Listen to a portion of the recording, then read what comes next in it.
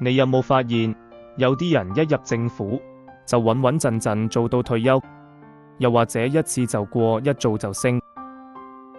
佢哋唔係淨係靠實力咁簡單，係天生命格啱條路。今日就話你知，邊啲八字命格最啱做公務員。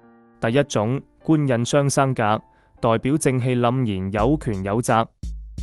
如果你八字入面有官星同印星，仲要係互相生旺，就恭喜晒你啦！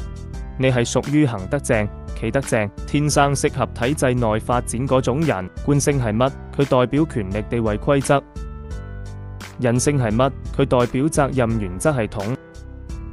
當呢兩粒星一齊合作，代表你有權力感之餘，仲識守規矩、盡責任。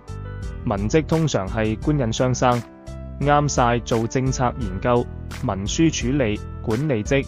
如果係煞印雙生，咁就偏向武職，例如紀律部隊、海關、消防、警察，有紀律、有魄力，識制衡。重點係呢類人唔會亂嚟，係制度內發光發熱型選手。第二種，靜星多，中意穩陣，做嘢有耐性。有冇聽過一張凳仔坐30年？就係講緊呢類命格嘅人。所謂靜星，就係八字入面比較穩定、保守、內向嘅十神，例如正官正印比肩食神正財。呢啲人性格穩定，唔中意變動，做事有條理，最適合喺一個崗位長時間穩守。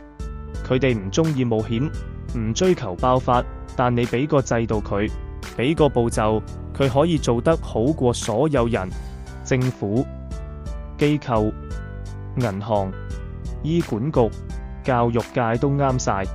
第三種，命中雖有煞，但制得好，一樣可以發。好多人話七煞、傷官、偏印、劫財呢啲衝勁星唔啱制度內做事，其實唔一定，關鍵係制得住。七煞有決斷力，有魄力，但要有食傷制先唔會衝動犯錯。傷官聰明爆燈，講嘢快，但要有印星制先唔會踩界出事。偏印創意爆棚，但要有財星平衡先唔會走火入魔。簡單啲講，如果你命中有野性，但有機制幫你收住化解，你一樣可以喺政府體系裏面發揮得比一般人仲出色。例如 ICAC 紀律部隊投訴處內部稽查，就好適合呢類人，識得衝但唔亂嚟，識得管又唔死板。所以話八字有靜、有動、有制、有平衡，先係真正適合喺制度下發展嘅命格。你而家喺準備考公務員，想轉政府工，或者諗緊自己適唔適合走呢條路，留言打八字查詢，可以幫你睇下。